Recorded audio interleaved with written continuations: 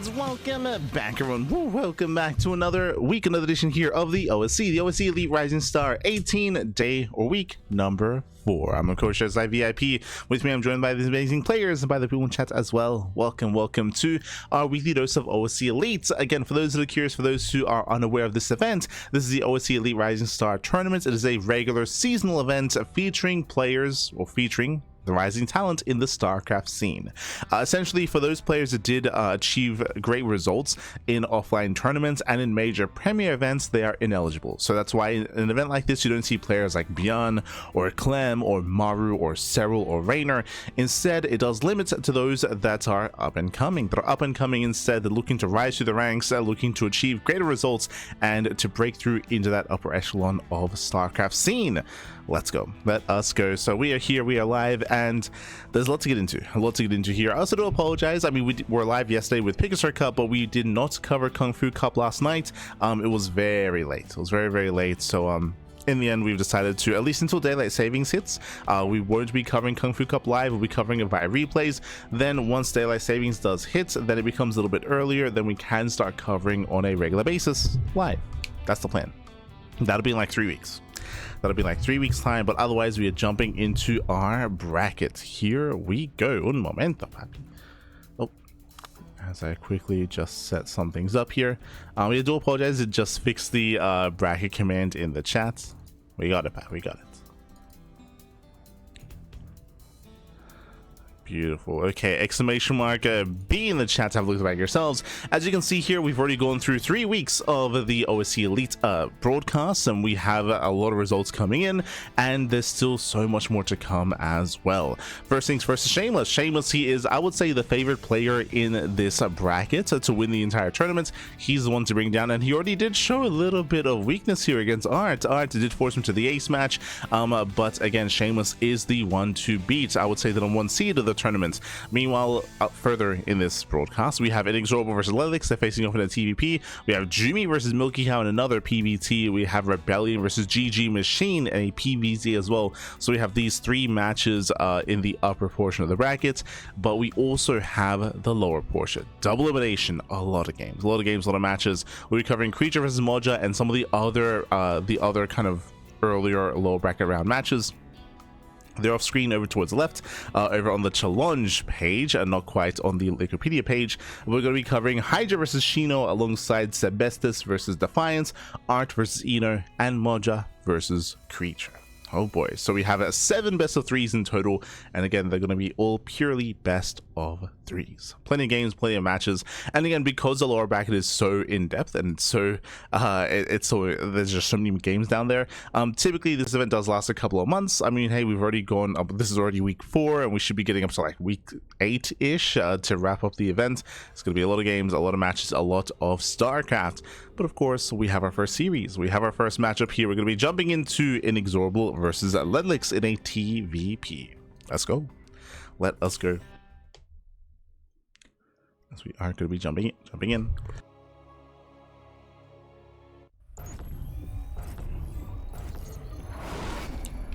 And spawning in the top left-hand corner of Ruby Rock, we have the Brazilian Terran player. We have the yellow Terran representing Insane Master Killers. It is INexorable. And spawning in the bottom right-hand corner, we have as opponent, we have the Italian Protoss player. We have the red Protoss. It is LetaleX. And if you're in the chat, you know what time it is. It is Gamba time. Predictions are open. Place your bets on who you think will claim the series. Best of luck in the chat, as we do have our best of 3 currently underway. So again, best of luck. When it comes to this matchup, I'll be honest, it's a hard one to call. I think I lean a little bit towards LetaleX.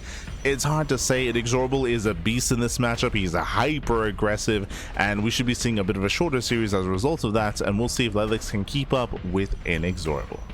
We shall see. For now, we're just going to be opening up stand. Oh, never mind.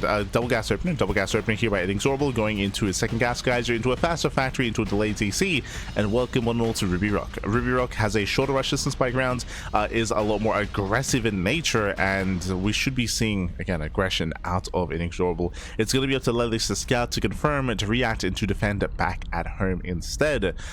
first things first, here comes the probe scouts, and LetaleX, you should confirm that the CC is going to be delayed. That should prompt him to start setting up some SimCity and to defend back at home. Oh. As the probe does poke in. Yeah, pokes in, gets eyes on the racks, goes further in, and there we go. We'll confirm the gases. Yeah, does scout both gas geysers. Pulls away. Is aware of the factory. Now, whether this goes into Reactor Reaper Hellion or it goes into more committed mine drops, if it goes into early Banshee play, it's still hard to say. Technically, this can also turn into a one base all-in. I don't think INexorable is the kind of player to go into one base all-ins. Like, if we were casting Gumiho or Ryung, then I would put that a little bit more on the table here. But if we hear from INexorable, I would assume just straight up into a CC, like Rax, Factory into Command Center. Yeah, there it is. As the CC is on the way.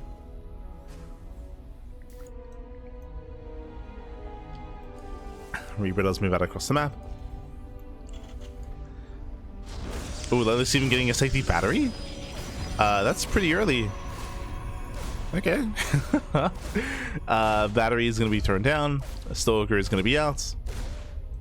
Again, this does feel early just because there's nothing to really threaten the natural in such a way. So overly safe play by LetaleX is what I will say.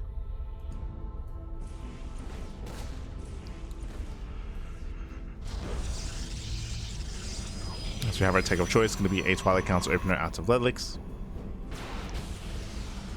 Likewise, INexorable getting to zone 1-1-1. There's that initial Cyclone. Well, is it going to be Cyclone into medevac drop? Do we go into something else more sinister here? Eyes are mainly on LetaleX. From the side, they're mainly on INexorable. From the side of LetaleX, I mean, we're expecting at least 3-gate Blink Stalker. 2-gate Blink feels very risky on this map, so we should be steering away from 2 gates and going for an extra gateway, and maybe even a Robo on 2 bases as well. Meanwhile, it is going to be the initial drop. The hallucination does confirm that there's no add-on on the starport, does confirm the lack of reactor, and does confirm the early Cyclone. Oh, Cyclone into early tank. Okay, no add-on swap. Which means this might be medevac into Viking. If it's going to be into Viking, then INexorable is going to just rush across the map. Show us what you got. Yeah, we're waiting for the tank. And we're expecting a Viking, because we're just rallying. Yeah, we're just rallying across. Yep, there it is. Vikings on the way. So for those that are curious, this is basically an all-in out of INexorable. We're rallying everything. Everything should be rallying across the map. The Viking is just to add extra DPS with as much as you can, with as much production as you can. Landed Vikings do actually a decent amount of damage to Stalkers, to armored units. Ooh, scat is denied. And here comes the tank. Here come the Vikings. Here comes everything. It's all or nothing for INexorable. Ideally, he wants to try to siege up within range of the gateways. Oh, medevac takes a lot of hits. The tank will unload, but can we siege up in time? Yeah, Blink isn't done. Yeah, Blink isn't done. Does siege within range of the gateway. And remember, we're rallying. We're rallying. We're reinforcing. The Cyclone barely surviving on 1 HP. You definitely argue the Cyclone took too much damage. Like, that's a big part of this push as well. It's a part of the backbone of the army. Blink is still not yet done. This gateway should fall. We have a wall of shield batteries on the way, but it might just be too late. Yeah, it might just be too late here as we're getting another gateway. Again, it was on LetaleX to try to be active on the map to slow this down. He took a faster... Oh, did he go 2-gate? He went 2-gate blink. No shot. Sorry, he went for a 3-gate blink as there were 2 gateways down here, but no Robo. He went for a delayed Robo, faster expansion. The boys are being pulled. Dives on the first tank. The tank does fall, but now there's a second tank to join him. Oh, this is getting out of hand. Yeah, it's getting out of hand here. As so many probes are going down. The tank barely survives. Oh my god, does fall. But there's still too much Terran. There's too much Terran here. INexorable going for the kill, going for the natural, setting up his bunkers, landing another Viking. And again, very quickly, when it comes to the build here out of our Protoss player, INexorable, he went for a 3rd base before Robo. It's a very greedy build here by LetaleX. And he gets caught for his greed, Bat. As once again, is going to be zoned away. I mean, he's got 2 batteries, but they're out of range of the army. Nice kiting so far with the Stalkers, at least. Oh. Let's pick up one of the ACVs. And we're warping in 1 unit at a time. Sorry, 2. 2 gateways. Another tank has arrived. Oh, calm down. Jesus. Yeah, the tank should be able to siege. Stalkers, they failed to deny the bunker. Now, you could argue that this natural doesn't really matter as much because LetaleX has another expansion, but at the same time, he has no economy. He's down to 12 probes. Again, barely an economy. Back at home in INexorable, he's just banking up. He has mules. He has 2-base saturation. And in INexorable, he's just snowballing out of control.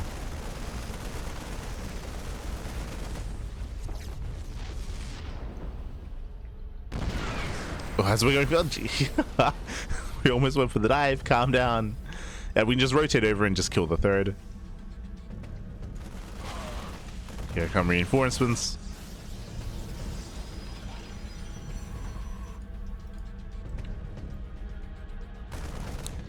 Trying to catch another stalker.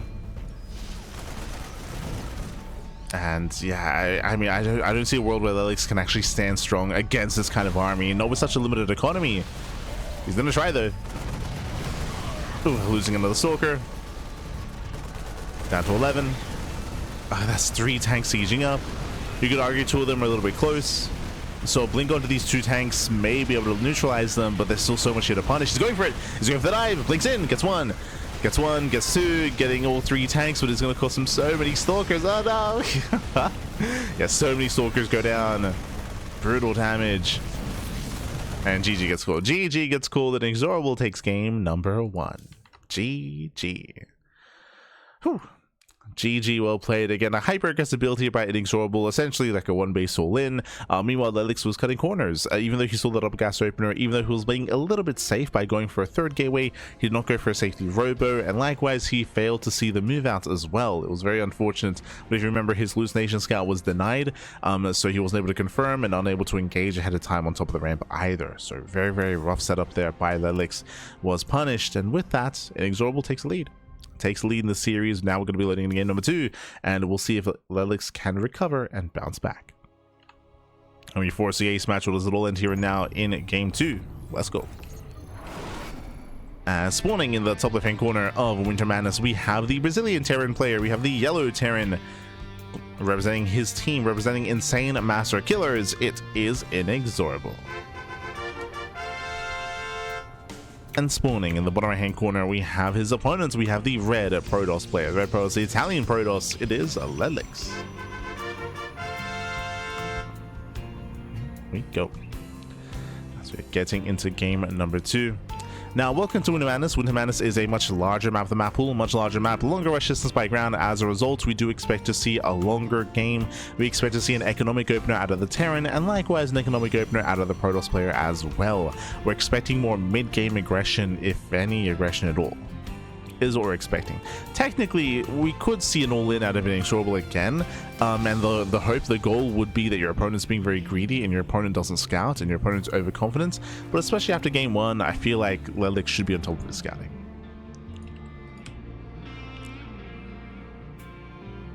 We shall see.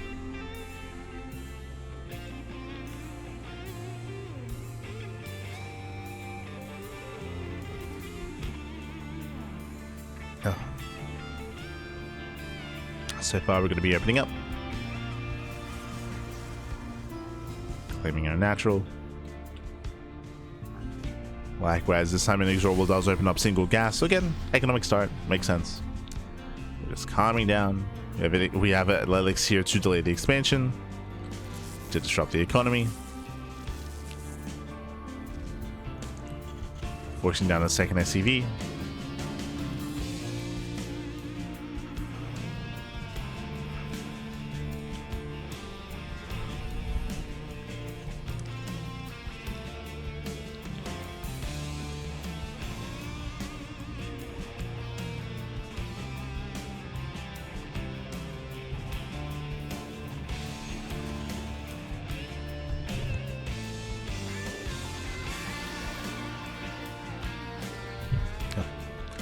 And now we can just settle into game 2. When it comes to this kind of setup here, I do feel like LetaleX should be a lot more comfortable in the mid game, being able to get a 3rd base up and running and get into a more robust economy with splash damage.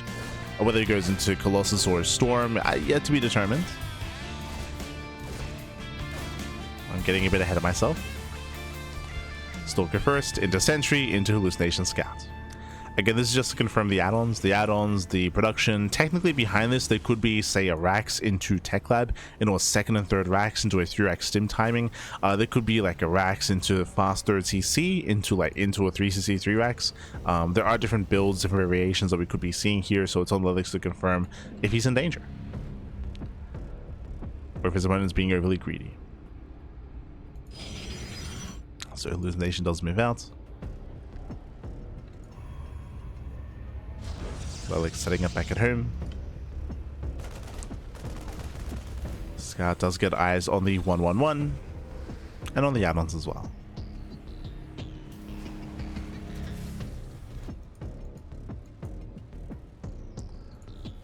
Likewise, the INexorable is yet to really confirm the tech of choice. We can see it's going to be Blink. It's going to be Blink into 3 gateways.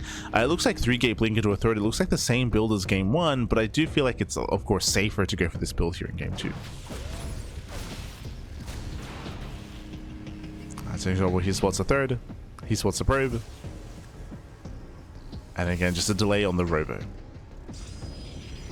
So he does cut some corners at least. There we go, robo after the third expansion.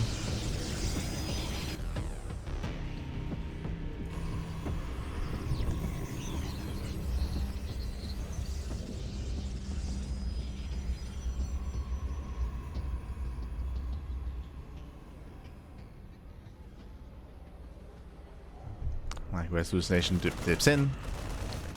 Confirms the add-ons, confirms the Raven as well, so he knows there's no Banshees coming his way. He also sees the add-on swap.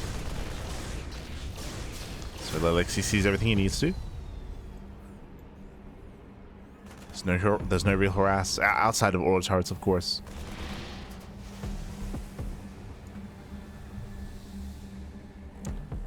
Safety batteries are being turned down. From here, we can start to probe up and saturate the third base, and then it'll be on LetaleX to tech up, not just into charge, but also into either Storm or Colossus.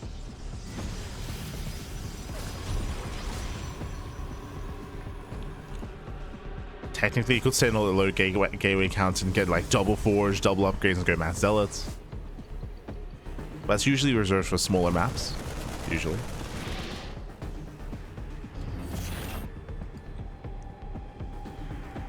As LetaleX is gaining map control, moving out. INexorable, he's going to be building up into bases. Now from here, INexorable can turn this into a 2-base all-in. We have Stim on the way. We're building up the tank count. It looks like it's only going to be 2 tanks, so he's not getting to like a 3rd or 4th tank here. He's just slowly building up. There's a higher chance he does get a 3rd CC.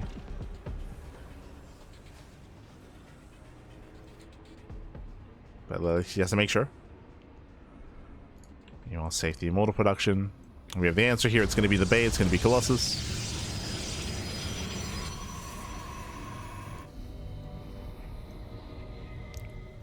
It's going to be Colossi. Doesn't siege both tanks. INexorable, he does move out. He did snipe the Observer. Stim is done in 10 seconds. And he does get a 3rd CC. Okay, I was checking to see if he was going to pull the boys, but no. So stays at home, expands, claims his 3rd base. And we are getting into the mid game. I'm sure he's moving out, but again, this push shouldn't really achieve too much here. He's really just checking LetaleX.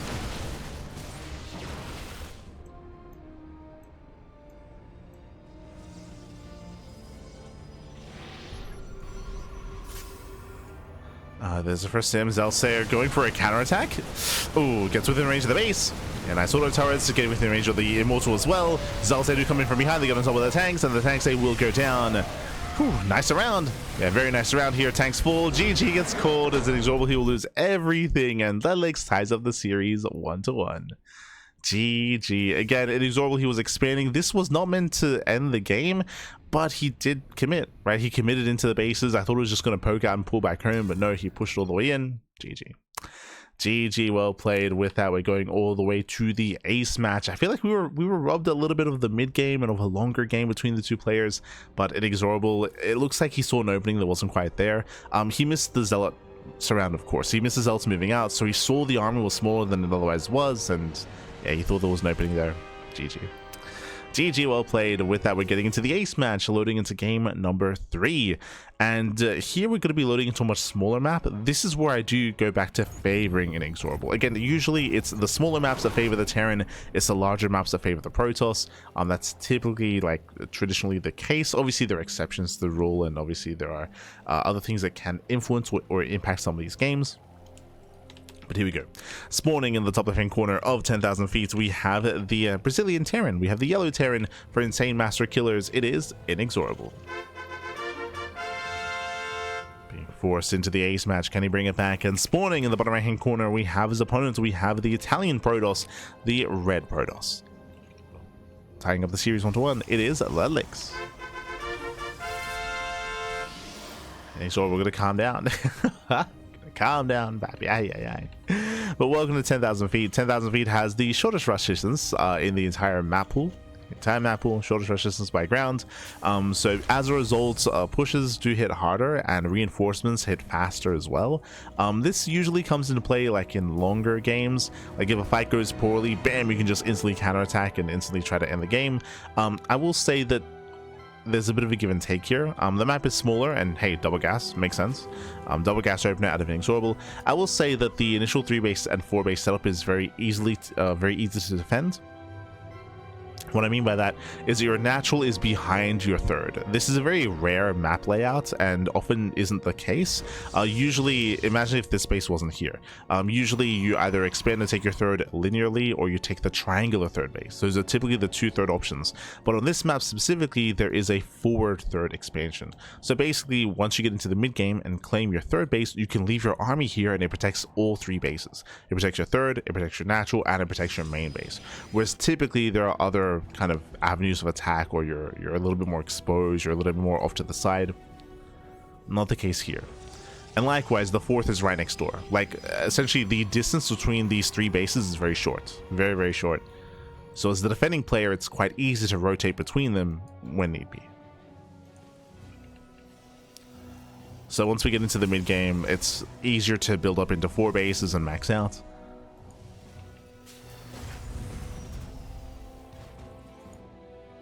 That helps make up for the shorter rush distance. But here we go. So far, double gas opener, faster factory. Do we go for the same builds as we went for in game 1? Personally, I hope not. I hope we're able to diversify a little bit here and show something different. But so far, we have our 1-1-1. Oh, opening up mine drop this time. Okay. If you recall, in game 1, we saw the early tech lab into early cyclone, into then tank, and then cyclone tank drop across the map with Vikings into the all-in. But here we have a much more tame opener. Much more tame. Gracias, thank you, gracias.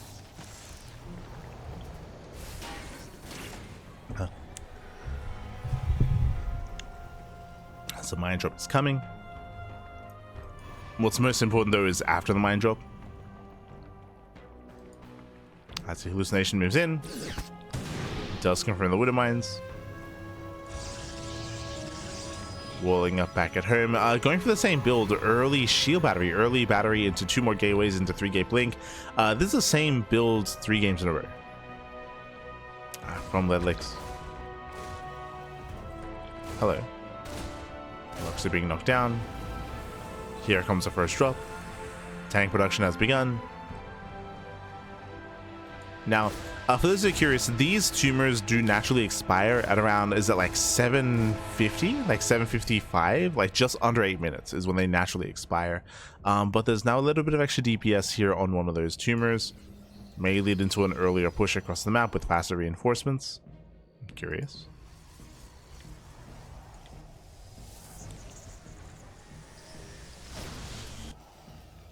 So here comes a mine drop. LetaleX does react. Oh! It's too late! No, it's too late! Jesus. Takes down one of the probes, just the one though. And it looks like a second probe is gonna go down. Just barely getting one more. Denying mining time. Does deny mining. Does delay the economy. Does go for the robo before the third, but you can see LetaleX is banking up 500 minerals. Oh, his production here, his macro did slip.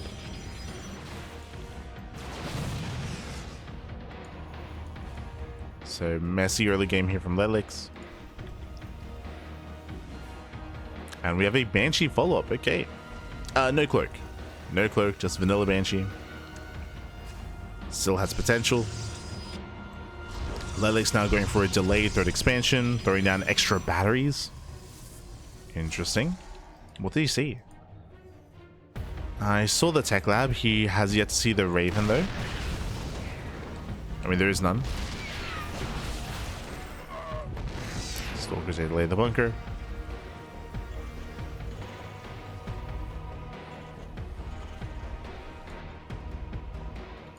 Banshee's moving in.